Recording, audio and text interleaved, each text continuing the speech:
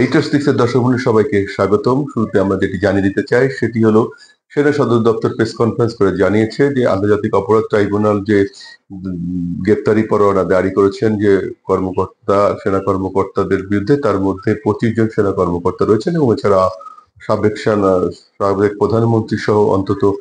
40 বা 45 জনের মতো ব্যক্তিকে ওই হুলিয়া দেওয়া হয়েছে এবং তারা যেটি জানিয়েছেন সেটি হলো তাদের 25 জন সেনা কর্মকর্তার মধ্যে 9 জন সেনা কর্মকর্তা অবসরে চলে গেছেন এবং একজন কর্মকর্তা অবসরের ছুটিতে গেছেন এবং 15 জন কর্মকর্তা যারা রয়েছেন সরাসরি এই এখনো কর্মরত রয়েছেন, তাদের মধ্যে 15 জনকে সহ একজন যিনি অবসরের কাজ গেছেন, সেই এলপিআর এ গেছেন, সেই এলপিআর কর্মকর্তা মোট 16 জন কর্মকর্তার মধ্যে 15 জনকে তারা সেনা হেফাজতে নিতে পেরেছেন। একজন কর্মকর্তা পলাতক রয়েছেন বলে জানানো হয়েছে। তারা যেটি জানিয়েছেন যে আন্তর্জাতিক অপরাধ ট্রাইব্যুনাল যে হুলিয়া দিয়েছেন সেই হুলিয়ার তথ্য প্রমাণ তাদের কাছে বা সেই হুলিয়ার কাগজ বা অফিসিয়াল যে ডকুমেন্ট সেগুলো তারা এখনো পাননি। তারপরেও তারা আইনের শাসন এবং সংবিধানের প্রতি শ্রদ্ধা রেখে সকল কিছুর ঊর্ধ্বে সংবিধান, সেই বিষয়টি বিবেচনায় করে সেনাবাহিনীর পক্ষ থেকেও এই বিষয়গুলোটির প্রতি সম্মান রেখে তারা আইনগত ব্যবস্থা নেবার প্রক্রিয়া শুরু করেছেন। তারা যেটি আরো জানিয়েছেন সেটি হলো সাংবিধানিক যে দেশে রাষ্ট্র আইনের দেশ পরিচালিত হয় সেই আইনের প্রতি তাদের শ্রদ্ধাশীল। তারা দেশে আইনের শাসন প্রতিষ্ঠিত হোক সেটিও তাদের কাম্য। তারা যেটি বলেছেন যে কোনো কেউই বিচারের ঊর্ধ্বে নয়, যারাই অপরাধ করবেন তাদেরই বিচারের মুখোমুখি হতে হবে, এটি তার উদ্যোগের প্রমাণ করে বলে তারা জানিয়েছেন। এদিকে আরেকটি কথা আমাদের জানাতে হয়, যেটি হলো নির্বাচন কমিশন। প্রধান নির্বাচন কমিশনার এম নাসির উদ্দিন বলেছেন যে কোনো মূল্যে সর্বোচ্চ মূল্য দিয়ে সর্বোচ্চভাবে নিরপেক্ষ, অবাধ, সুষ্ঠু নিরপেক্ষ নির্বাচনের উদ্যোগ নেবেন তারা এবং তারা দেখাবেন আইনের শাসন কাকে বলে এবং আইনের শাসনের মাধ্যমে কিভাবে একটি সুষ্ঠু নির্বাচন সম্পন্ন করা যায় সেটি তারা প্রমাণ করতে চান আগামী নির্বাচনে। চট্টগ্রামে একটি সমাবেশ, যেখানে নির্বাচনে ভোট গ্রহণ কর্মকর্তাদের সাথে একটি সমাবেশ ছিল, কনফারেন্স বা সভা ছিল, সেই সভায় তিনি এই মন্তব্য করেন এবং তিনি বলেন যারা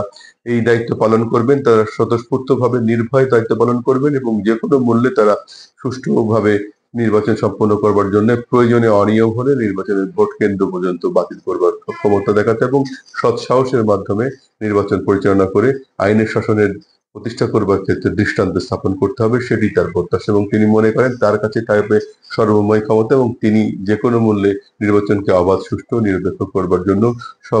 সংকল্পবদ্ধ। তবে এই বিষয়টি আরো সুন্দর করে যেটি বলতে হয় বা পর্যবেক্ষক মহল বা সমালোচকরা বলছেন যে নির্বাচন কমিশন যে বক্তব্যটি রেখেছেন সেটির আসলে যুক্তিযার্যতা কতটুকু সেটি বিচার্য হবে যদি সকল দল অংশগ্রহণ না করে কিংবা একটি পক্ষ নির্বাচনে অংশগ্রহণ না করে, যাদের ভোটারের সংখ্যা মোট ভোটারের প্রায় 40% কাছাকাছি। একই সাথে সেই পক্ষে যে জোটবদ্ধ দলগুলো রয়েছে তাদেরও রয়েছে একটি বড় ভোটের অংশ। তাহলে এই অংশে যদি ভোটার উপস্থিতি না হয় এবং একই সাথে অন্য প্রতীকের যদি সুযোগ না থাকে তাদের ভোট দেবার, তাহলে কিভাবে নিরপেক্ষ নির্বাচন করেই বা আসলে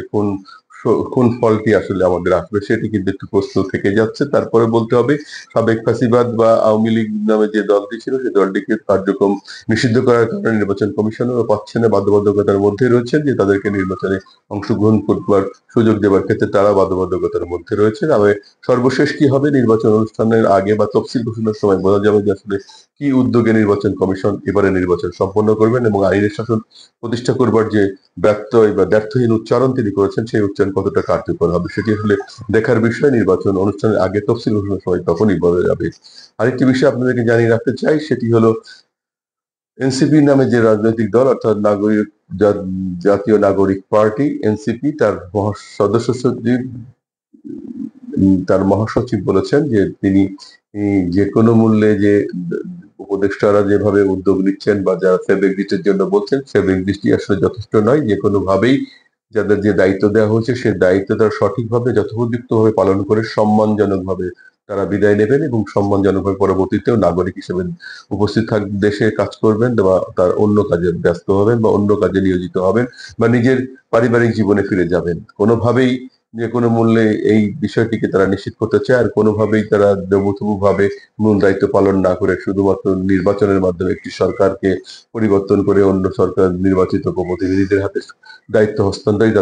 তাদের মূল দায়িত্ব নয়। এবং এইভাবে দায়িত্ব হস্তান্তর করে তারা সেভ এক্সিট নেবেন সেটি কারো কাম্য নয়। তারা মনে করেন যে কোনো মূল্যেই তারা তাদের যার যতটুকু দায়িত্ব আছে সে দায়িত্বটা যথোপযুক্তভাবে পালন করবেন এবং সেই দায়িত্ব পালনের মাধ্যমে তারাও সকলের মনে একটা গ্রহণযোগ্যতা অবস্থান গ্রহণ করতে পারবেন বা গ্রহণযোগ্য অবস্থানে যাবেন এবং তারাও তাদের দায়িত্ব পালন করে সাধারণ মনে স্বস্তির অবস্থান তৈরি করবেন এবং সেভাবেই তারা একটি সম্মানজনক বিদায় নেবেন এবং দেশে আইনের শাসন প্রতিষ্ঠিত হওয়ার ক্ষেত্রে তারাও অগ্রণী ভূমিকা রাখবেন। সর্বোপরি যে জুলাই সনদের যে জায়গাটি তৈরি হয়েছে সেই জুলাই সনদের বিষয়ে তারা তাদের অবস্থানকে ব্যক্ত করবেন, কারণ জুলাই সনদের কারণেই তারা আজকে এই দায়িত্ব পালন করছেন এবং সেই দায়িত্ব তাদেরকে যথোপযুক্তভাবে পালন করতে হবে সেটি প্রত্যাশা এখনকার যারা এনসিপি করছেন তাদের। তাছাড়া তারা বলেছেন যে আগামী নির্বাচনে এনসিপি তাদের নির্বাচিত হবার জন্য যে যথোপযুক্ত ডকুমেন্টস তারা নির্বাচন কমিশনে পেশ করেছেন বা জমা দিয়েছেন, নির্বাচন কমিশন নিশ্চয়ই তাদের বিষয়টিকে বিবেচনা করে আগামী নির্বাচনে তাদের দাবিকৃত প্রতীকে নির্বাচন করবার সুযোগ করে দেবেন। এই কথাগুলো তিনি বলেছেন রংপুরের যে বেরোবি রয়েছেন বেগম রোকেয়া বিশ্ববিদ্যালয়ের যে শহীদ আবু সাইদ চত্বর রয়েছে সেই চত্বরের নেতাকর্মীদের সাথে মত বিনিময় করতে গিয়ে তিনি এই কথাগুলো বলেছেন। এটি আসলে একটি ভালো দিক বলতে হবে যে নির্বাচনী চর্চার আগে দেশের নেতাকর্মীরা তাদের সদস্য কর্মীদের সাথে তাদের সমর্থকদের সাথে মত বিনিময় করছেন। এদিকে বিএনপির নেতা স্থায়ী কমিটির সদস্য আমির খসরু মাহমুদ চৌধুরী বলেছেন নির্বাচনে জাতীয় রাজনৈতিক দলগুলোর মধ্যে একটি সংস্কার প্রয়োজন এবং একটি নিজেদের মধ্যে একটা আন্তরিকতার জায়গা তৈরি করার প্রয়োজন। আর যেসব বিষয়গুলোতে তাদের সবার মধ্যে ঐক্য প্রতিষ্ঠিত হয়েছে সেই ঐক্য প্রতিষ্ঠার মধ্যে দিয়ে এগিয়ে যাওয়া উচিত এবং পরবর্তী সাংবিধানিক বাধ্যবাধকতার মধ্যে যদি এগিয়ে যেতে হয় তাহলে নির্বাচিত সরকারের মাধ্যমে জাতীয় সংসদে আলোচনার সুযোগ তৈরি করা উচিত এবং সেরকম ভাবেই আমাদের রাজনৈতিক দলগুলোর মধ্যে সেই আকাঙ্ক্ষা তৈরি হওয়া উচিত যে নির্বাচিত সরকার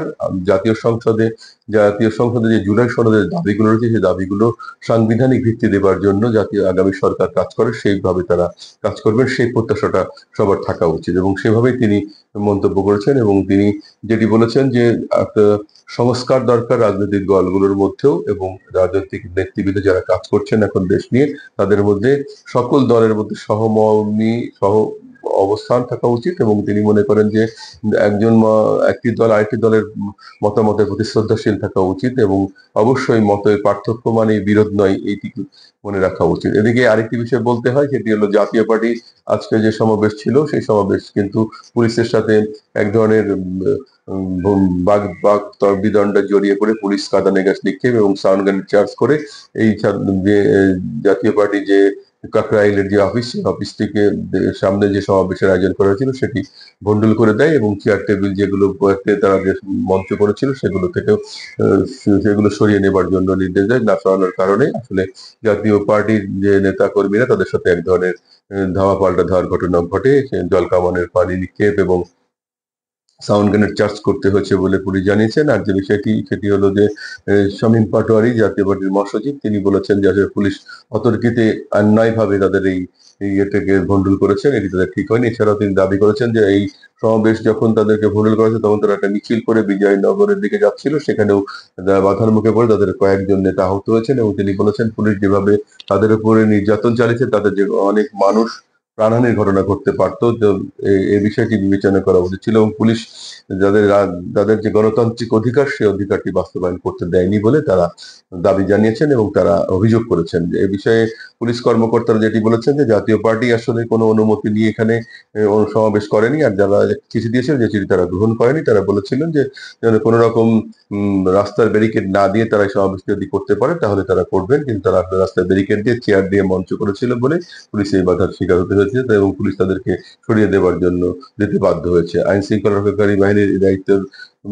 যেহেতু তাদের দায়িত্ব সেখানে দেশে যাতে আইন শৃঙ্খলা পরিস্থিতি বিনষ্ট না হয় সেই জন্য তারা এই উদ্যোগ নিয়ে। তবে এই পর্যবেক্ষক মহল বা রাজনৈতিক বিশ্লেষকরা বলছেন যে বিএনপি বা অন্য অনেক রাজনৈতিক দলই আসলে রাস্তা দুদিকে বন্ধ করে এমনকি মহাসড়কও বন্ধ করে তারা সমাবেশ করছেন। সেই সমাবেশে কিন্তু পুলিশে বাধা দেওয়ার কোনো লক্ষণ ইতিপূর্বে দেখা যায়নি। কেন জাতীয় পার্টিদের এই সমাবেশের উপর বাধা দেওয়ার জন্য পুলিশ তৎপর হলো সে বিষয়টি পরিষ্কার নয়। তারপরেও দুই পক্ষই তাদের বক্তব্য দিয়েছেন, জাতীয় পার্টি এবং পুলিশ সবাই বলেছেন যে যার মন্তব্য এই মন্তব্য বিচার বিশ্লেষণ করেই আসলে পর্যবেক্ষক মহল সঠিক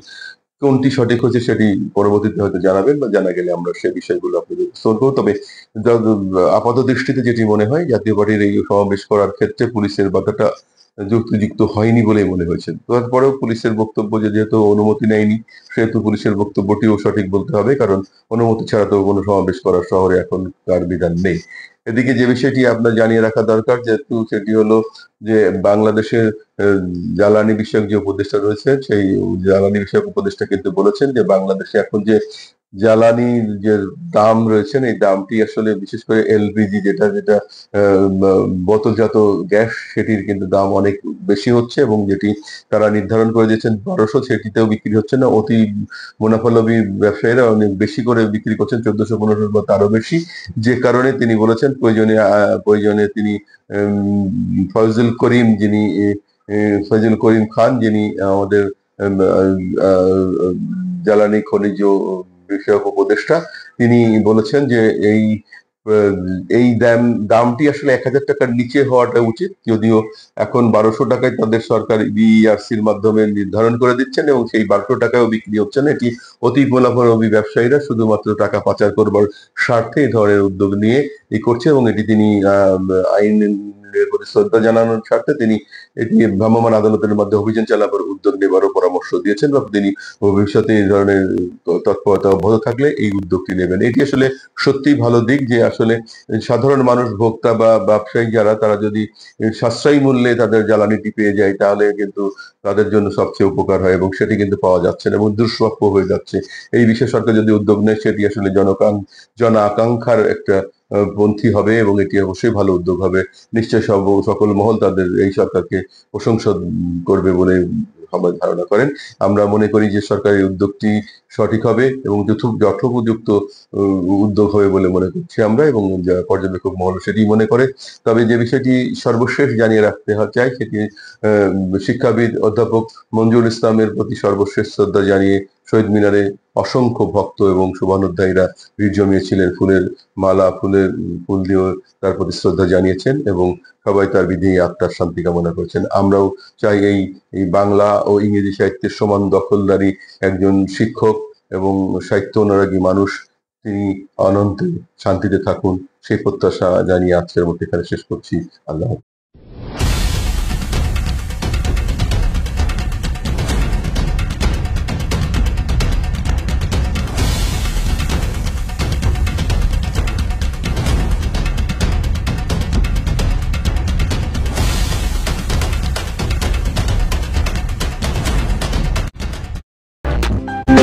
সোনার মানুষ